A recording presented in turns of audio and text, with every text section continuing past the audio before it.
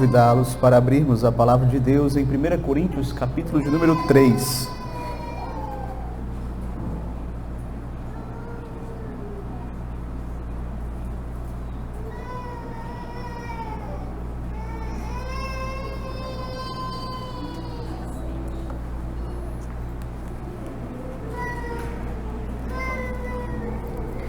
Primeira carta do apóstolo Paulo aos Coríntios, capítulo de número 3.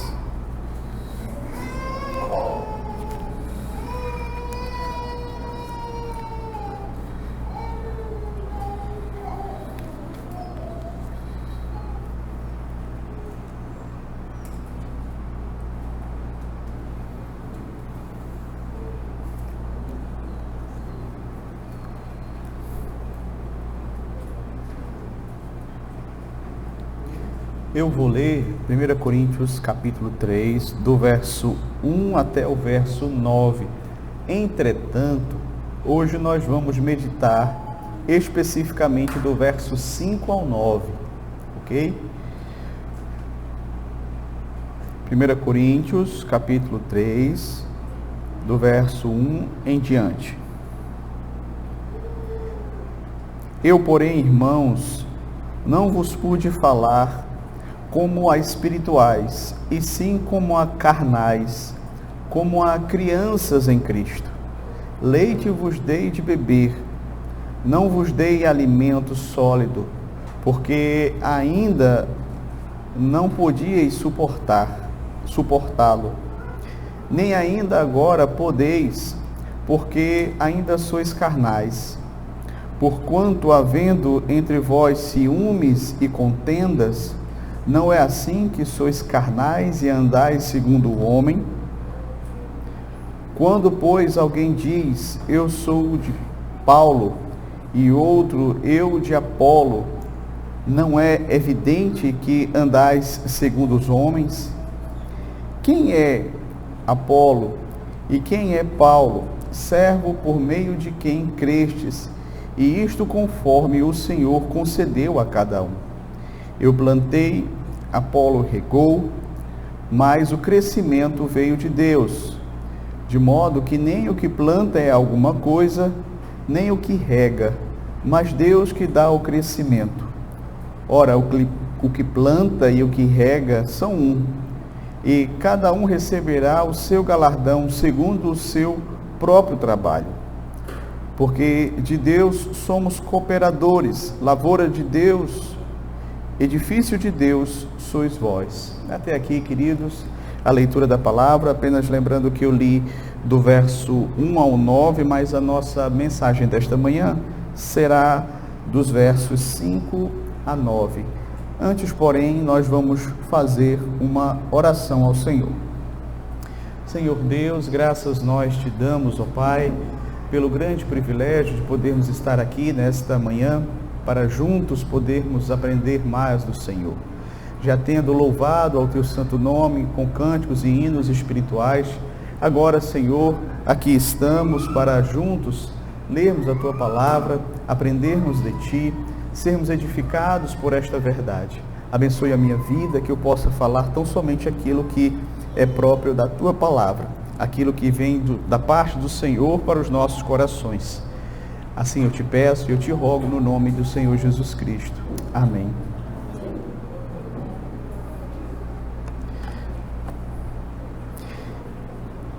Queridos, quem na igreja presbiteriana não lembra daquela música do grupo Logos, não é?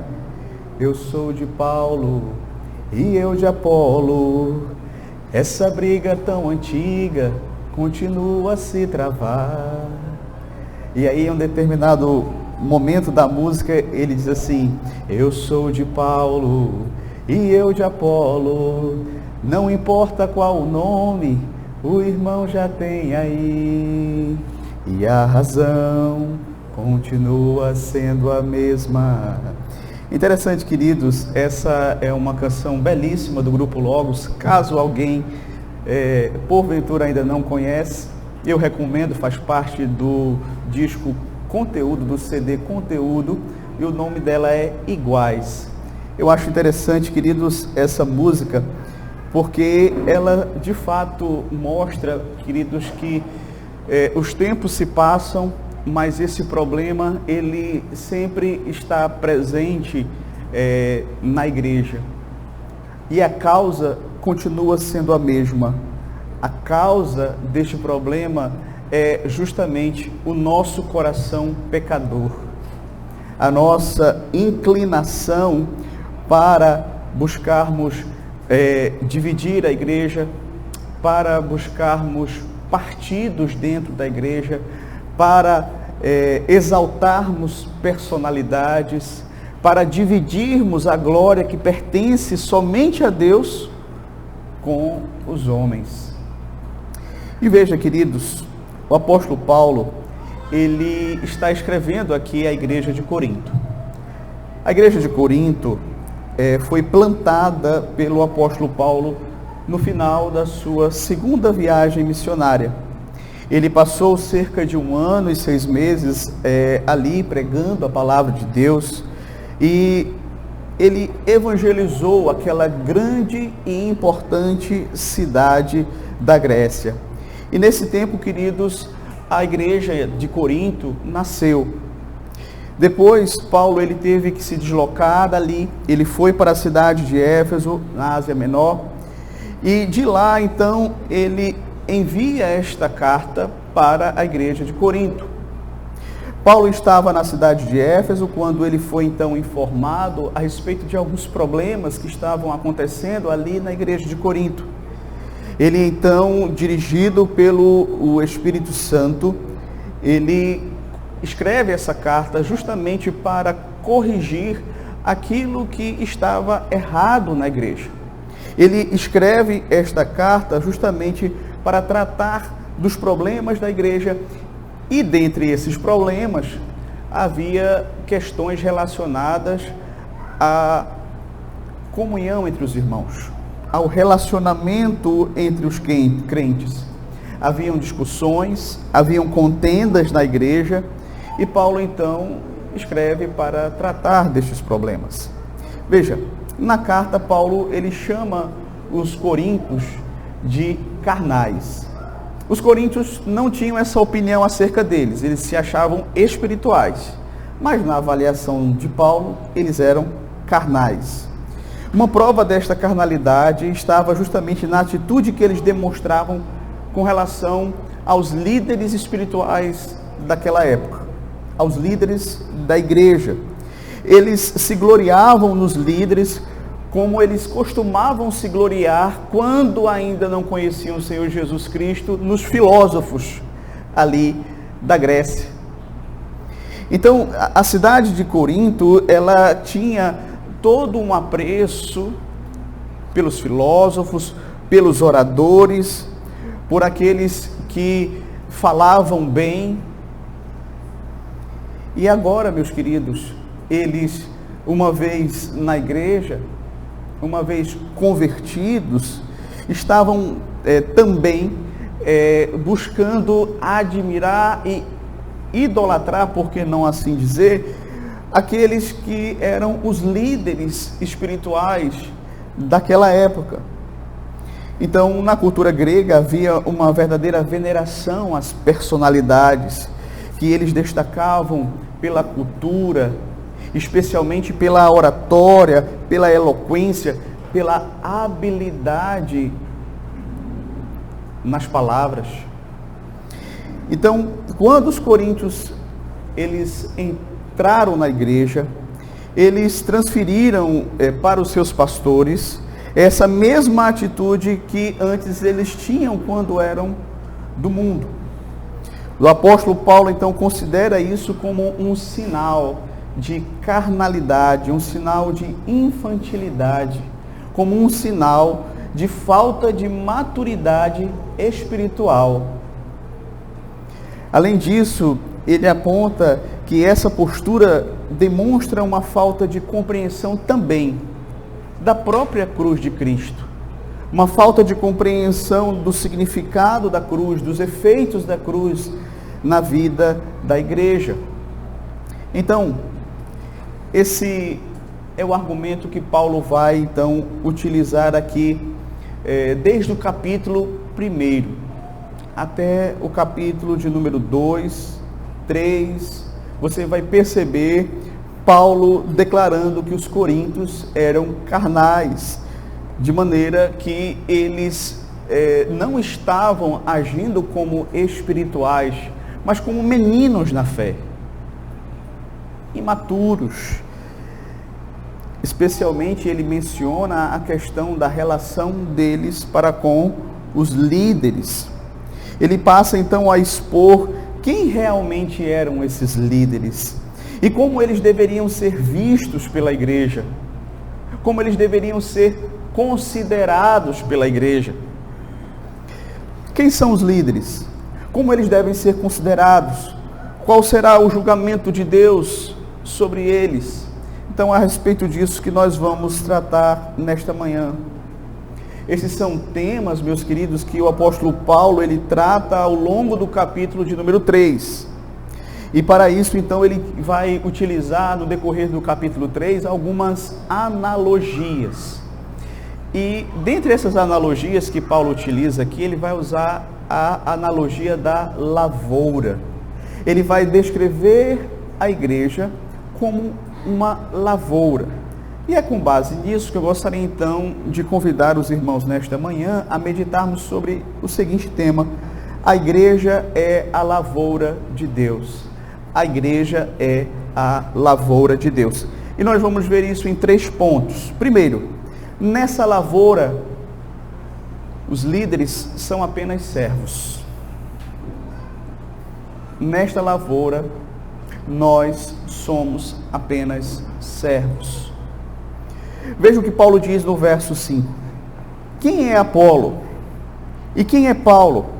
Servo por meio de quem crestes, e isto conforme o Senhor concedeu a cada um.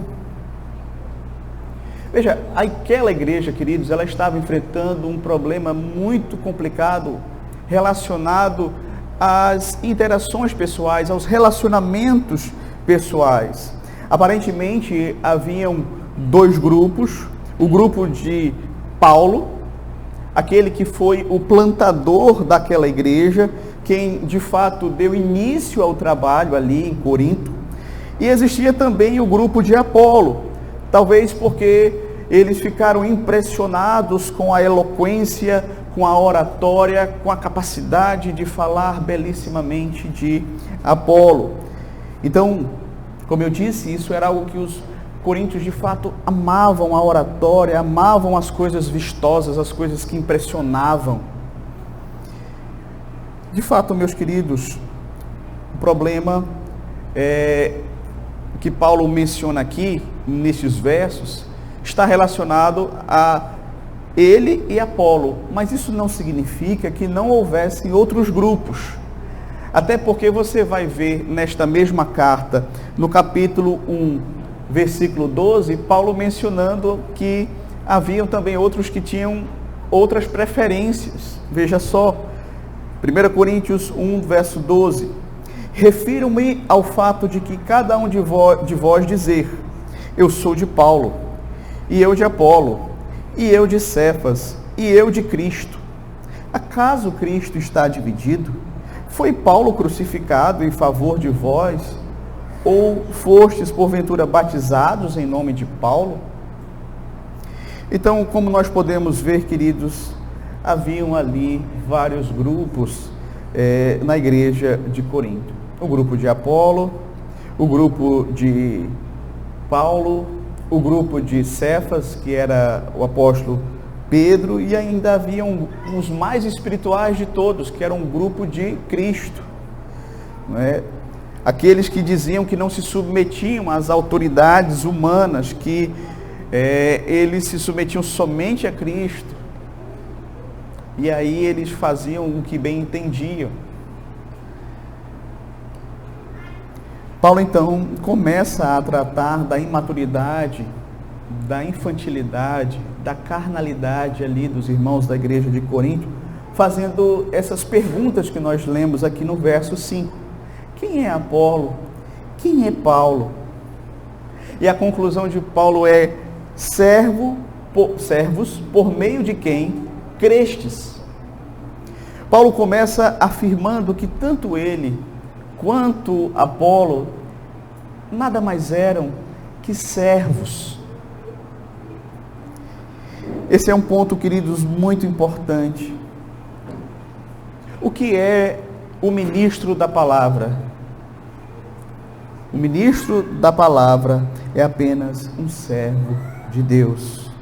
A primeira questão é esta: somos servos de Deus. Essa é a primeira questão que os líderes espirituais precisam ter em mente. Nós somos servos de Deus. Isso é importante para que não venhamos a cair na tentação de achar que, ao invés de servos, nós somos o cabeça da igreja, os donos da igreja, aqueles que, de fato, são os proprietários da igreja. Então, queridos, Paulo faz questão de esclarecer: somos servos. E a palavra servos aqui é aquela palavra que também é usado para os diáconos, né? Diaconia. É interessante isso, porque você vai observar que no Novo Testamento, tanto os presbíteros quanto os diáconos, eles são referidos por meio desta palavra, diaconia. Por quê? Porque eles são servos. A diferença é que os presbíteros, eles servem a igreja por meio do ensino, enquanto que os diáconos, eles servem a igreja por meio do socorro. Mas ambos, independentemente de qual seja o ofício, ambos são servos. Paulo costumeiramente se apresentava em suas cartas como servo. Paulo, servo de Cristo. Você vai ver em diversas cartas ele se apresentando assim. E veja, meus queridos, essa é, sem dúvida, uma excelente maneira de descrevermos o ministério. O ministério é serviço. O próprio Senhor Jesus Cristo, ele disse aos seus discípulos, né? Olha, nos reinos deste mundo, há um que está assentado no trono e outros que são subjugados a ele. No meu reino não é assim. No meu reino, quem quiser ser o maior, seja o menor. Quem quiser ser o maior, seja aquele que serve. Assim como eu não vim a este mundo para ser servido, mas para servir e dar a minha vida em resgate de muitos. Veja, até o próprio Senhor Jesus Cristo, ele se autoproclama como servo. E ele faz questão de dizer: no meu reino, aqueles que são grandes são os que devem servir a todos, são servos de todos. Quem quiser ser grande, que sirva. O objetivo do servo de Cristo é levar pessoas à fé em Cristo. Veja que Paulo vai dizer: servos por meio de quem crestes. E aqui, queridos, nós temos a natureza do nosso serviço. Somos chamados para pregar o Evangelho do Senhor Jesus Cristo, para que os homens creiam, para que os homens se arrependam, para que os homens abracem o Evangelho. Mas é importante deixar claro: nós não somos, de modo nenhum, a causa eficiente da salvação. Não somos nós que operamos a salvação. Antes, nós somos apenas instrumentos por meio dos quais Deus opera a sua salvação. Ele realiza a sua obra. Ele faz com que a sua lavoura cresça. Somos como enxada, pá. O que é que a enxada pode se gloriar? O que é que o ciscador pode se gloriar? A glória toda é do agricultor, é de Deus. Nós não somos a causa eficiente da salvação. Nós somos o meio que Deus usa para salvar pessoas, para levar pessoas a Cristo, pois Cristo é quem salva através da sua obra redentora.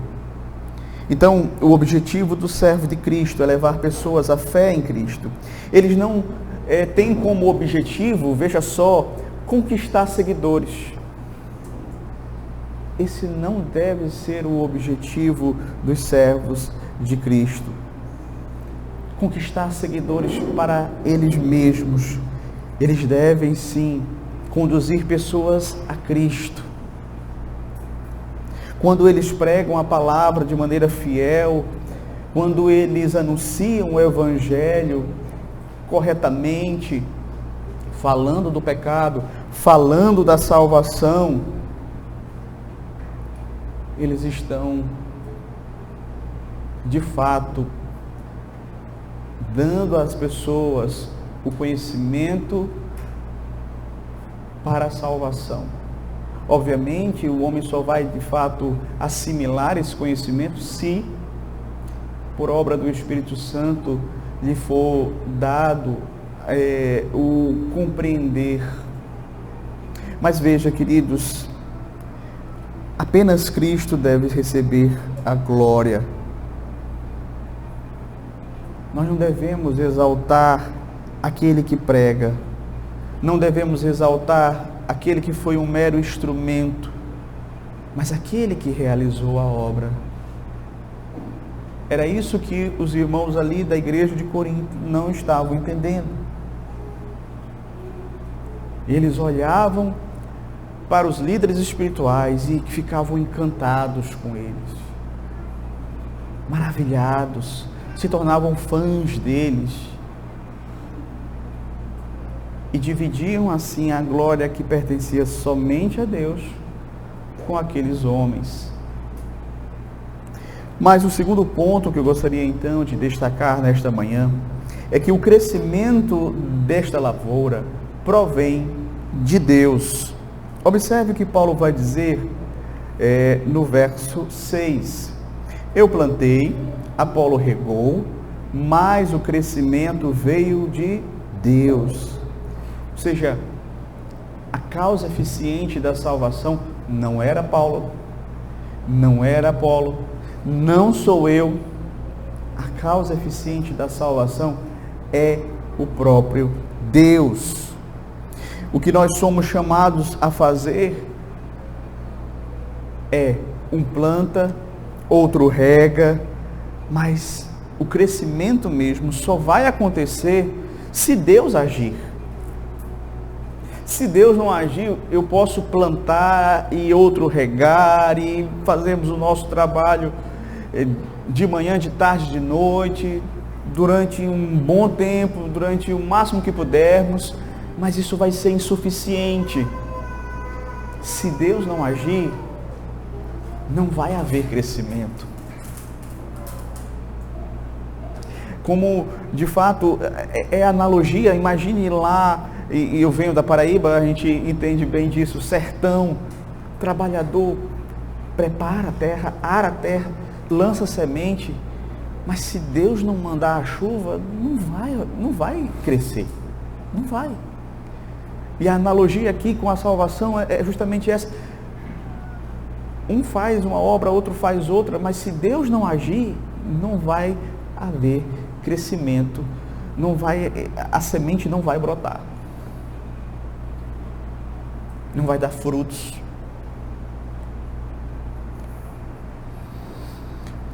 O meu trabalho não é me tornar a causa eficiente do crescimento. Muitas vezes o pastor, o líder espiritual, ele pensa assim, não, sou eu que tenho que fazer a coisa acontecer. Sou eu que tenho que trazer as pessoas, sou eu que tenho que convencer as pessoas, sou eu que tenho que salvar as pessoas. Veja, Não é isso que a Bíblia diz.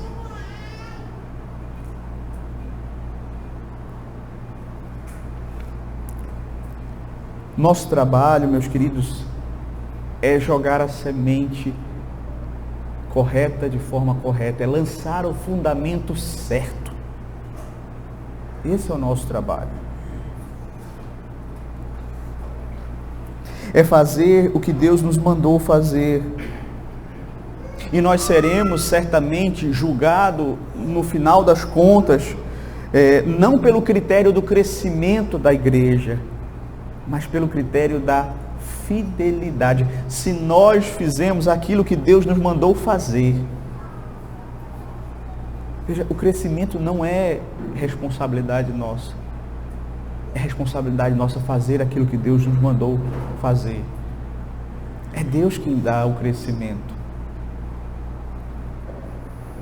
Paulo vai dizer a Timóteo que o importante é que o ministro seja encontrado fiel.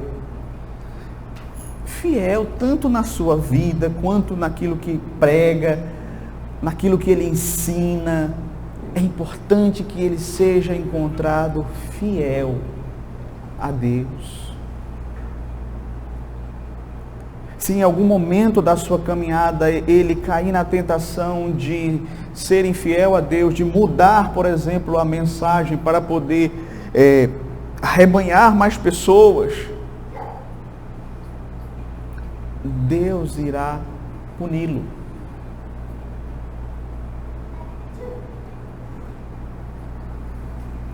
Veja, o que é que nós estamos plantando? Será que nós estamos, de fato, plantando a verdadeira semente da palavra de Deus? Vamos ser julgados pela nossa fidelidade ao Senhor. Aqueles que forem infiéis, aqueles que se desviarem do verdadeiro evangelho, vão ter que arcar com as consequências disso. Porque não foi isso que Deus mandou fazer. Deus não nos disse que deveríamos ser pragmáticos, os fins justificam os meios. Então, o meu fim é encher a igreja. Para isso, eu vou fazer aquilo que eu achar que devo fazer, inclusive fazer aquilo que Deus não me manda fazer. Não é assim, queridos. Seremos julgados pela nossa fidelidade ao Senhor. Na continuação do texto, Paulo diz no verso 7, de modo que nem o que planta é alguma coisa, nem o que rega, mas Deus que dá o crescimento. E veja, Paulo não está aqui desprezando o plantar e nem desprezando o regar. Ele está dizendo que nenhum e nem outro dá o crescimento. Quem dá o crescimento, no final das contas, é Deus. Como é que vocês podem, então, transformar Paulo e Apolo em líderes de partidos dentro da igreja? Como? Paulo está questionando. Se é Deus quem dá o crescimento. Isso é interessante, queridos, porque nós vivemos em uma época onde os membros das igrejas, eles são pastoreados por pastores de internet. Então você vai ver muito, não, porque eu gosto do fulano, eu gosto do Beltrano. Não tem problema nenhum você se identificar com a forma de exposição de alguns irmãos, mas você vai perceber que isso muitas vezes vai além. Isso vai além. E a pessoa torna aquele líder, aquele pregador, um líder de um partido que ele começa a representar, muitas vezes, dentro da sua igreja. Veja, o líder, ele não está ali, mas tem um partidário dele ali, querendo dividir a igreja. Querendo implantar uma determinada visão. E veja, queridos, no fundo, o que isso revela? isso revela o coração da pessoa que faz isso. Porque o líder, ele está lá pregando o Evangelho, se ele está pregando o Evangelho fielmente, não é um servo de Cristo, como Paulo era, como Apolo era, como Cefas era.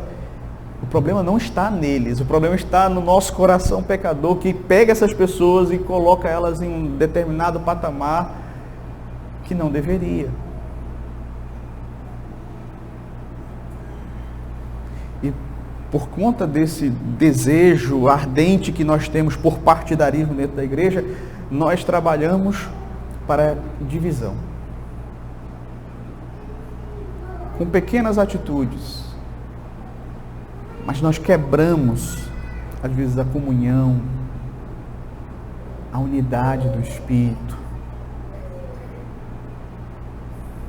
por falta de maturidade.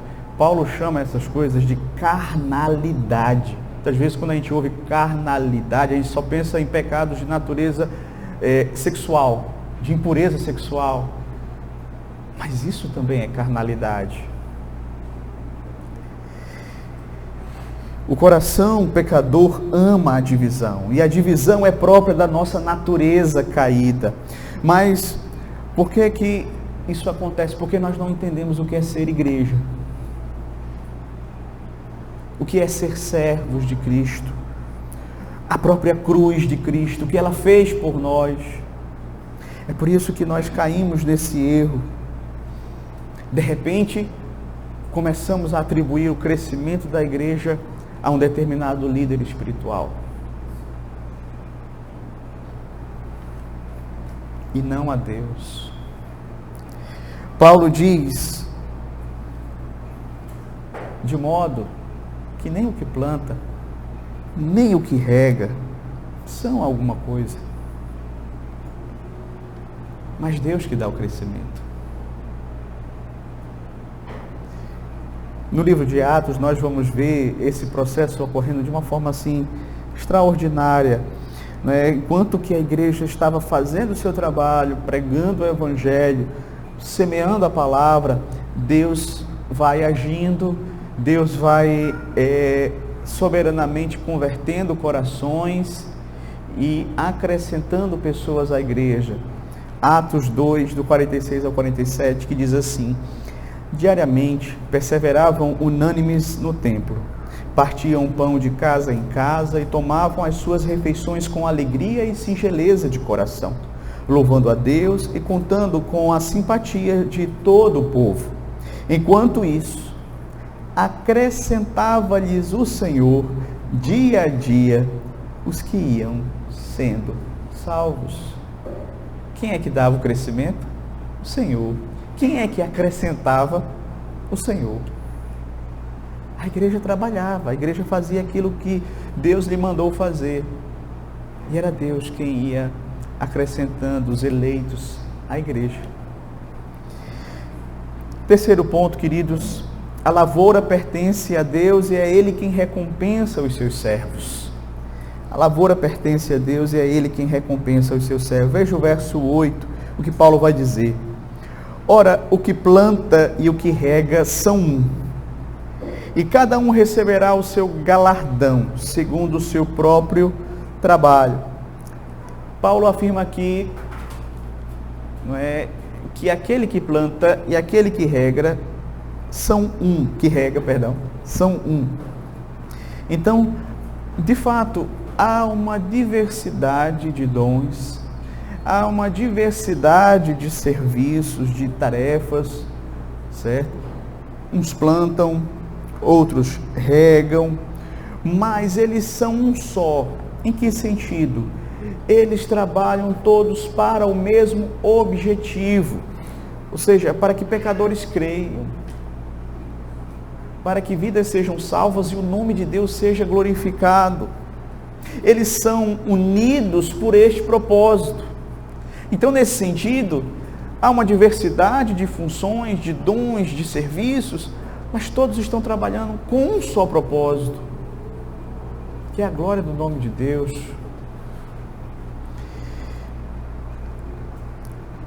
Veja, E aqui é importante nós entendermos isso. O pregador fiel do Evangelho, o pastor fiel do Evangelho, não vai receber o galardão se houver crescimento. Você vai receber galardão se você foi fiel àquilo que Deus lhe ordenou fazer.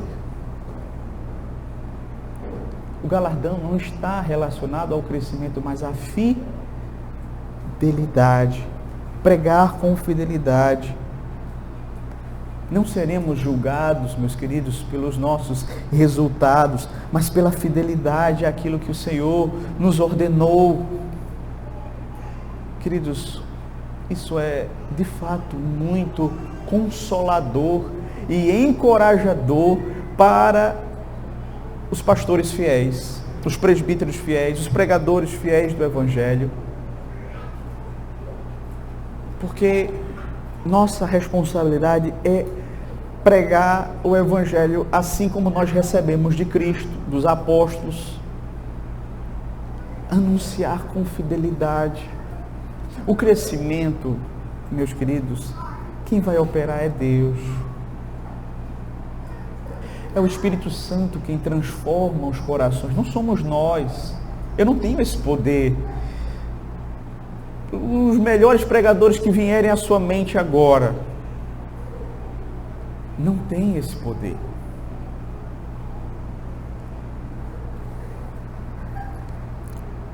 Então, queridos, isso é importante porque nós não devemos nos cobrar por resultados, mas por sermos fiéis a Deus.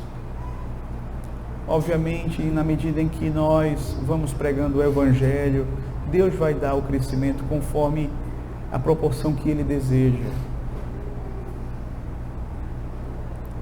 Uns vão ter um ministério em que eles vão realmente serem usados para salvar muitas pessoas, outros nem tanto. Mas esse não vai ser o critério é a fidelidade ao Evangelho na vida e na pregação. Então não devemos buscar agradar a homens, buscar o reconhecimento de homens, a recompensa que vem de homens, porque muitas vezes quando nós que somos líderes cedemos a esse apelo partidarista que às vezes vem de dentro da igreja, que vem dos membros da igreja, é porque nós estamos com o nosso coração querendo reconhecimento. Infelizmente, queremos alguma recompensa por aquilo que nós fazemos. Mas a nossa recompensa, de acordo com a palavra de Deus, não vem de homens, vem do Senhor. É Ele que é o reto juiz, é Ele quem vai recompensar. Então nós devemos trabalhar não para agradar a homens, mas para agradar a Ele. E muitas vezes, no agradar a Ele, nós vamos desagradar aos homens, sim. Pessoas vão ficar com raiva de nós. Pessoas vão olhar para a gente com um olhar torto. Pessoas às vezes vão deixar de falar conosco. No que depender de vós, tende paz com todos os homens, mas não sacrificando o agradar a Deus, o falar aquilo que Deus nos mandou falar, a pregar o Evangelho como Deus nos mandou pregar. E por que Deus irá recompensá-los? Verso 9. Porque de Deus somos cooperadores, lavoura de Deus, edifício de Deus sois vós. Então nós somos cooperadores de Deus. Cooperador é aquele que trabalha junto. Nós cooperamos nesta lavoura que pertence a Deus. Claro que Ele que faz a obra, nós somos apenas instrumentos. Mas aprove a Ele nos chamar de cooperadores, mesmo assim. Então a igreja é a lavoura de Deus. E Deus manda que os seus obreiros, que os seus pastores cuidem dessa lavoura. Eles semeiem, reguem, colham, cortem, podem os galhos para que ela possa crescer mais. Manda que eles exterminem as pragas das falsas doutrinas. Há muito trabalho para ser feito nessa lavoura. E como há?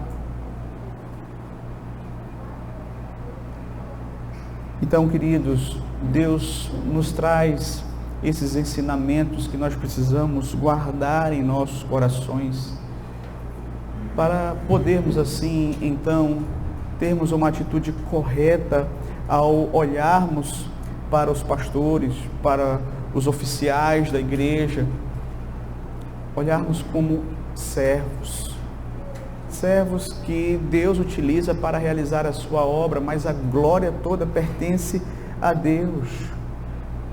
E nós, como servos ordenados por Deus, devemos buscar não reconhecimento dos homens, não agradar a homens, não alimentar partidarismos dentro da igreja, mas a glória de Deus.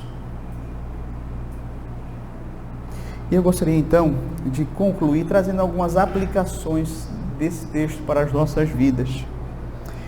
Primeiro, embora seja verdade, queridos, que o crescimento da igreja vem exclusivamente de Deus, isso não anula a nossa responsabilidade. Nós somos chamados aqui de cooperadores de Deus. Então, nós somos chamados a trabalhar para a expansão do reino de Deus. Ele nos usa como instrumentos para pregar, para ensinar, para discipular, para cuidar das suas ovelhas, assim como o agricultor que se utiliza dos seus instrumentos para preparar a terra, para plantar, para regar. Devemos cumprir fielmente a parte que nos cabe nessa tarefa. Nós nunca podemos esquecer isso. Devemos ser encontrados fiéis. Cabe ao dispenseiro ser encontrado fiel. E o crescimento é com o Senhor. Mas a minha responsabilidade, eu preciso ter ela bem clara em minha mente e devo estar totalmente envolvido com ela, de coração, fazendo aquilo que Deus me mandou. E os resultados eu devo entregar nas mãos de Deus. Uma segunda aplicação, devemos ter paciência, queridos, porque muitas vezes, quando nós trabalhamos no reino de Deus, nós queremos ver logo os resultados. Nós somos um tanto quanto imediatistas. Queremos muitas vezes encaixar o crescimento da igreja de acordo com o nosso projeto, de acordo com o nosso cronograma, mas não é assim. Assim como uma lavoura que há um processo a ser obedecido, a semente, quando cai na terra, ela não brota instantaneamente. Não é assim. Há um processo ali, há um período de espera, há um período de plantar, há um período de regar, de ver crescer, de colher. Da mesma forma, queridos, Deus, Ele faz tudo no tempo perfeito. Às vezes a gente fica impaciente, é verdade. Nosso coração é assim. Nós queremos ver a coisa acontecendo logo. Mas não é isso que nós devemos fazer. Devemos nos tranquilizar, porque o tempo de Deus dar o crescimento é o melhor. Uma terceira aplicação, veja, a igreja pertence a Deus. Devemos sempre lembrar que a igreja, ela não é nossa, mas é de Deus. Ele é o dono da lavoura. Nós somos apenas os trabalhadores, os instrumentos, né? Devemos orar, devemos ensinar, cuidar da igreja com zelo, mas nunca esquecer, nós não somos o dono dela. Por mais que nós nos dediquemos à obra, nós não podemos cair nesta tentação de nos achar proprietários da igreja. Nosso papel é sermos fiéis administradores, guiados pela vontade de Deus, sabendo que nós estamos aqui para fazer aquilo que Ele quer que seja feito. Nós estamos aqui representando Ele. Somos representantes dele aqui, não para fazer a nossa vontade dentro da igreja, mas para fazer a vontade dele.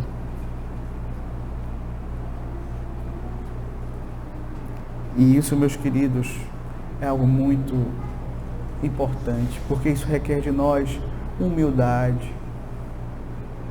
Nós sempre somos inclinados a querer fazer a nossa vontade dentro da igreja.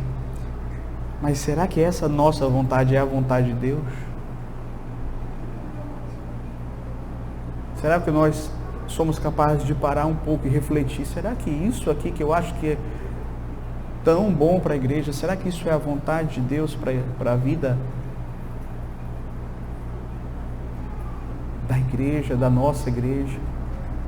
Então, a igreja pertence a Cristo, devemos buscar fazer a vontade dele. Uma outra aplicação: precisamos estar atentos ao perigo da inveja e da ambição que há dentro da igreja.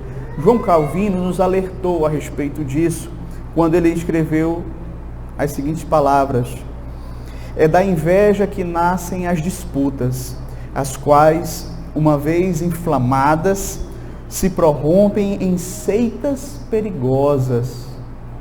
Além do mais, a ambição é a mãe de todos estes males.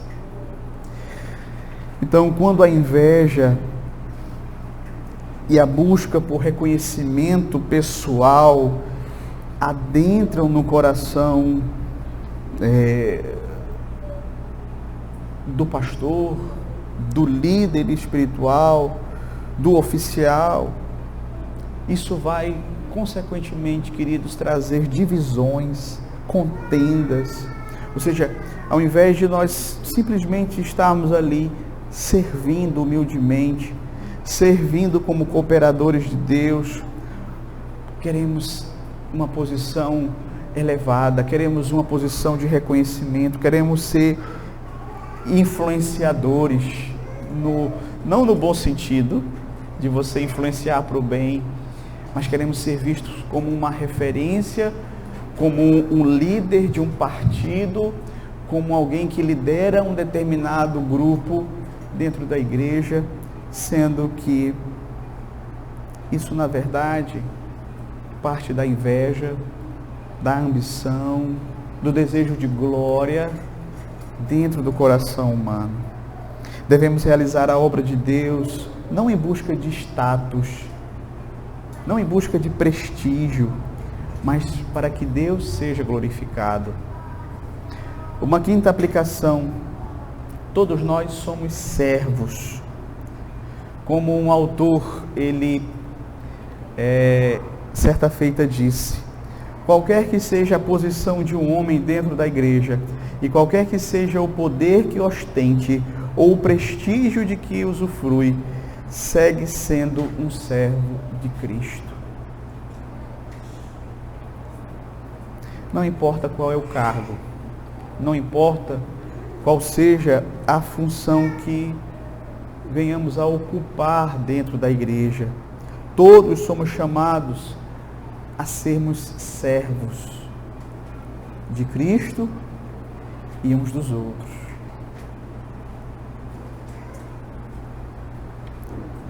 Então, como disse o Senhor Jesus, aquele que quer ser o maior dentre vós, seja aquele que sirva.